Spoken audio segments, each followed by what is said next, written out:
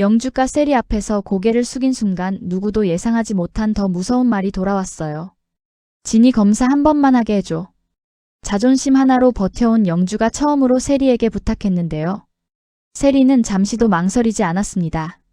안 돼. 영주는 세리의 얼굴을 바라본 채 움직이지 못했어요. 오르미를 살리기 위해 마지막으로 찾아온 자리였지만 세리의 목소리에는 단순한 거절보다 더 깊은 두려움이 묻어 있었거든요.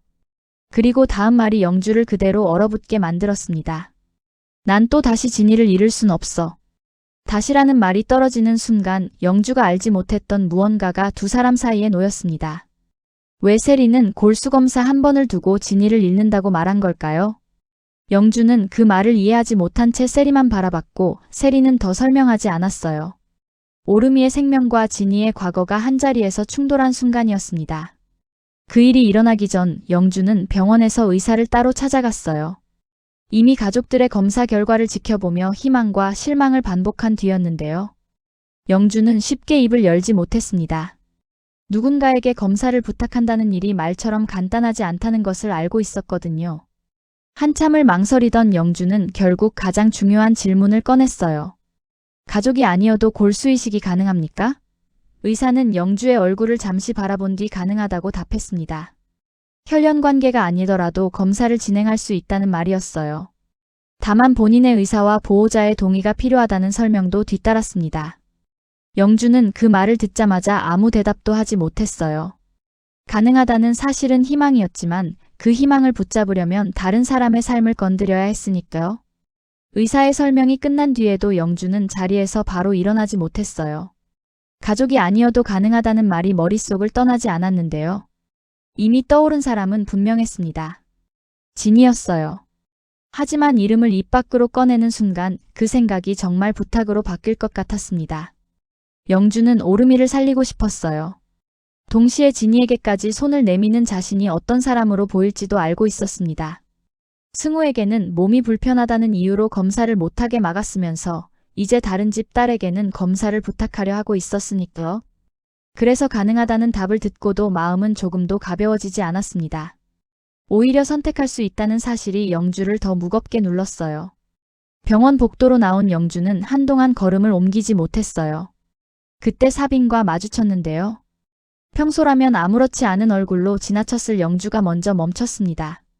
사빈은 영주의 표정을 보고도 재촉하지 않았어요.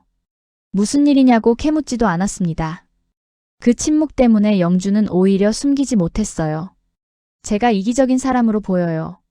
물음처럼 들릴 수 있었지만 영주는 대답을 기대하며 꺼낸 말이 아니었습니다. 이미 자신을 그렇게 보고 있다는 듯한 말이었어요. 사빈은 곧바로 아니라고 하지 않았습니다. 영주가 스스로 말을 이어갈 때까지 기다렸어요. 승우는 몸이 불편하다는 이유로 검사도 못하게 막았어요. 영주의 목소리는 차분했지만 말할수록 자신을 향한 자책이 선명해졌습니다. 그런데 다른 집 아이에게는 끝까지 말하지 않아도 사비는 뜻을 알아들었어요. 오르미를 살리기 위해 진이에게 골수검사를 부탁하려는 마음이었습니다. 영주는 승우를 보호하려고 했어요. 그런데 같은 이유로 진이를 보호해야 할 세리에게는 그 보호를 내려놓아 달라고 요구하려 하고 있었는데요. 그 모순이 영주를 괴롭혔습니다. 오르미를 살리고 싶은 마음만 보면 간절했지만 그 간절함이 다른 사람에게는 잔인한 부탁이 될 수 있었거든요. 영주는 결국 감추지 않고 털어놓았어요. 오르미를 살리겠다고 검사를 부탁하려는 제가 너무 이기적인 것 같아요. 사비는 긴 위로를 꺼내지 않았습니다. 영주의 마음을 대신 판단하려 하지도 않았어요. 다만 짧게 말했어요. 그건 살리고 싶은 마음이지 이기적인 마음은 아닙니다. 그 한마디가 영주의 죄책감을 없애주지는 못했는데요. 대신 무엇을 해야 하는지는 분명하게 만들었습니다. 진이에게 몰래 다가갈 수는 없었어요. 먼저 세리에게 가야 했습니다. 세리가 어떤 반응을 보이든 오르미를 살리고 싶다는 이유로 피할 수는 없었으니까요. 그런데 영주가 그렇게 고민하고 있을 때 승우는 이미 혼자 움직이고 있었어요. 엄마가 막았다는 이유로 포기할 생각은 없었습니다. 승우는 영주 몰래 병원 검사실을 찾아갔어요. 혹시라도 자신이 맞을 수 있다는 가능성 하나만 붙잡았습니다. 영주가 걱정하는 몸의 문제도 알고 있었지만 지금 승우에게 더 크게 보이는 것은 오름이었어요. 누군가는 검사를 해야 했고 자신이 그 누군가가 될 수 있다면 피할 이유가 없다고 생각했거든요. 그래서 승우는 누구에게도 알리지 않은 채 검사를 받았습니다. 영주가 알아차리기 전에 결과까지 기다리려 했어요. 승우의 선택은 희망처럼 보였는데요. 결과는 냉정했습니다. 불일치였어요. 승우는 검사 결과를 확인한 뒤에도 한동안 아무 말도 하지 못했습니다. 엄마의 반대를 무릅쓰고 움직였지만 오르미를 위해 해줄 수 있는 일은 결국 아무것도 없었어요. 기대를 크게 드러내지도 않았고 자신이 꼭 맞을 거라고 장담하지도 않았지만 결과가 나오자 마음 한쪽이 무너졌습니다. 혹시라도 자신이 도움이 될 수 있다는 가능성마저 사라졌으니까요. 승현은 그런 승우를 바라보다가 처음으로 동생을 끌어안았어요. 위로나 설명은 길지 않았습니다. 두 사람 모두 결과가 바뀌지 않는다는 사실을 알고 있었거든요. 승우는 형의 품에서도 아무 말이 없었어요. 오르미를 살리고 싶다는 마음은 같았지만 할 수 있는 일이 없다는 사실을 받아들이는 방식은 달랐습니다. 승현은 아버지로서 버텨야 했고 승우는 삼촌으로서 무엇이라도 해보고 싶었어요. 하지만 불일치라는 결과 앞에서는 두 사람 모두 똑같이 무력했습니다. 영주는 승우가 몰래 검사를 받았다는 사실과 결과까지 알게 됐어요. 화부터 낼 수도 있었지만 그러지 못했습니다. 자신이 막았는데도 승우가 왜 움직였는지 알고 있었으니까요. 오히려 더 큰 죄책감이 밀려왔습니다. 괜히 희망만 갖게 했네. 영주의 말은 승우에게 하는 말이면서 자신에게 하는 말이기도 했어요. 검사하지 못하게 막았던 선택도, 몰래 검사받은 승우를 미리 알아채지 못한 일도, 결과를 기다리게 한 시간도 모두 마음에 남았습니다. 그리고 그 불일치가 영주의 시선을 다시 진이에게 향하게 했어요. 가족 안에서 찾지 못한 가능성을 이제 가족 밖에서 찾아야 했으니까요. 병원에서 각자의 마음이 무너지고 있을 무렵 출판사에서는 전혀 다른 긴장이 시작되고 있었어요. 임중빈은 진이가 가져온 프로젝트 시안을 천천히 넘겨봤습니다. 합격 여부를 확인하는 자리는 이미 단순한 평가로 끝날 분위기가 아니었는데요. 그림을 살피던 임중빈의 손이 어느 순간 멈췄어요. 한 장을 오래 바라보던 임중빈이 조용히 말했습니다. 이 그림체 어디선가 본 것 같은데? 그 한마디에 진이뿐 아니라 태호와 지우도 임중빈을 바라봤어요. 칭찬인지 의심인지 판단하기 어려운 목소리였습니다. 진이는 잠시 그림을 바라보다가 아버지 이야기를 꺼냈어요. 아버지가 그림을 좋아해서 자신도 자연스럽게 그림을 시작했다고 말했습니다.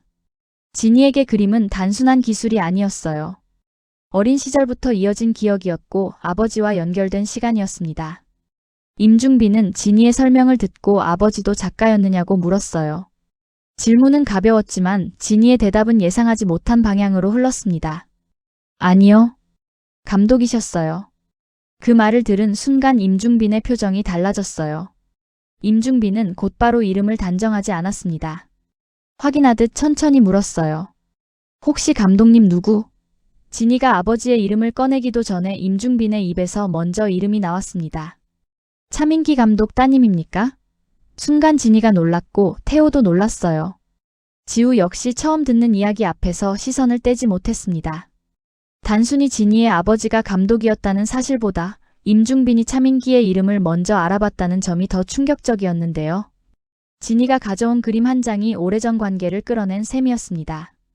임중빈은 예전에 차민기와 어린이 콘텐츠 프로젝트를 함께 준비한 적이 있다고 말했어요. 끝내 성사되지는 못했지만 그 과정에서 차민기가 중요하게 생각했던 감성을 기억하고 있었습니다. 그래서 진이의 그림을 처음 봤을 때부터 낯설지 않았던 거예요. 임중빈이 알아본 것은 진이의 성이 아니라 그림 속에 남은 차민기의 흔적이었습니다. 진이는 예상하지 못한 자리에서 아버지의 이름을 다시 들었어요. 그것도 자신이 새롭게 시작하려는 프로젝트 앞에서였는데요. 태호와 지우도 그 연결을 쉽게 받아들이지 못했습니다. 합격만으로 끝났다면 지나갔을 자리가 차민기의 이름으로 완전히 달라졌어요. 임중빈은 진이를 단순히 가능성 있는 사람으로만 보지 않았습니다. 오래전 끝내 완성되지 못한 프로젝트와 연결된 사람으로 바라보기 시작했어요. 그렇다고 진이가 아버지의 이름만으로 인정받은 것은 아니었습니다. 임중빈은 먼저 그림에서 익숙함을 느꼈고 그 뒤에야 차민기의 딸이라는 사실을 확인했으니까요. 진이 역시 그 점을 알고 있었어요. 아버지와의 관계가 기회가 되었다기보다 자신이 이어온 그림이 아버지와 닿아 있었다는 사실이 드러난 순간이었습니다. 여기부터는 진짜 놓치시면 안 돼요. 이 다음이 핵심이거든요. 구독과 좋아요 부탁드립니다.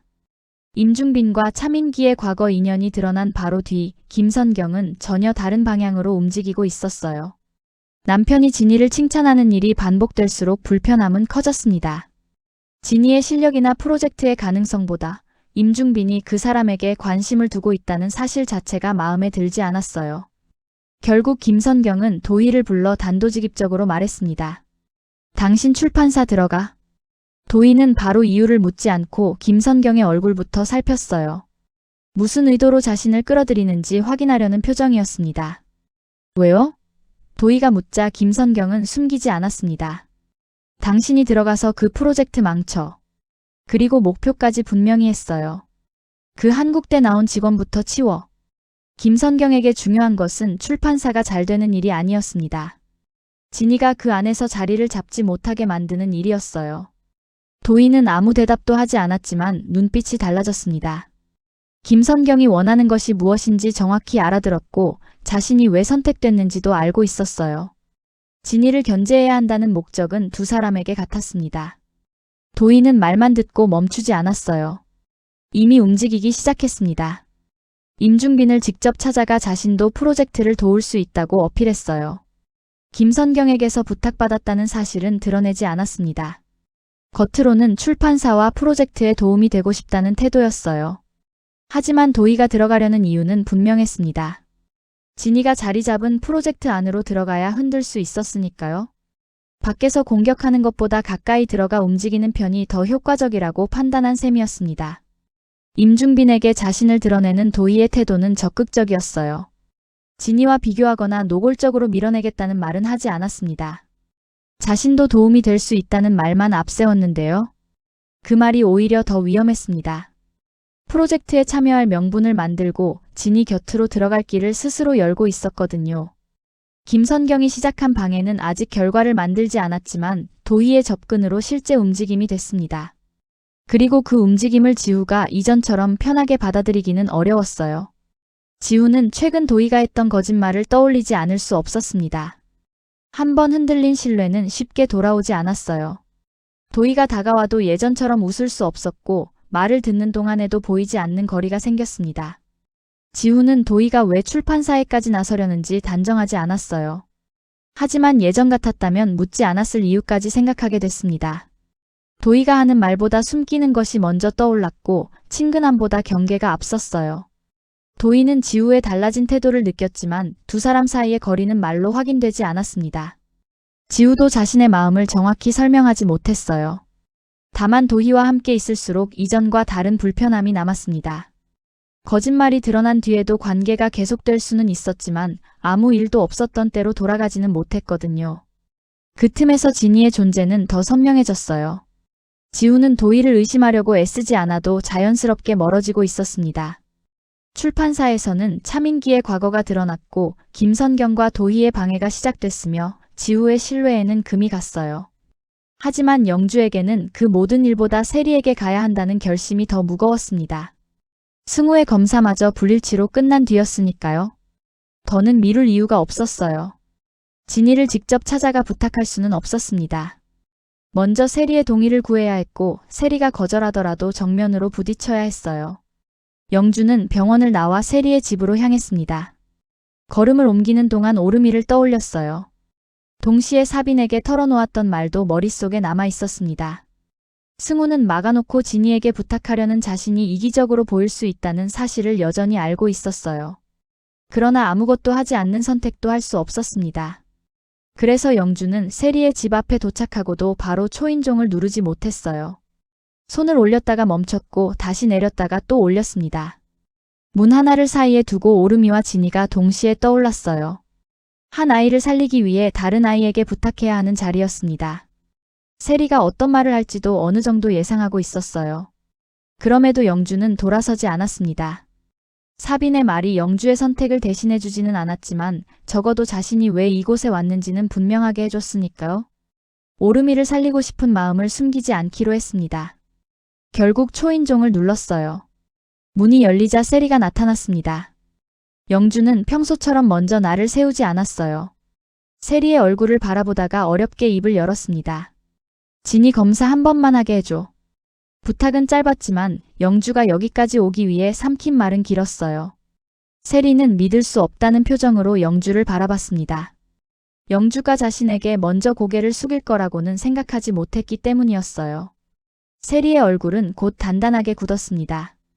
영주가 오르미를 살리고 싶은 마음을 모르는 것은 아니었어요. 하지만 진이가 그 부탁의 대상이 되는 순간 세리에게는 다른 문제가 됐습니다. 영주는 설명을 더 붙이지 않았어요.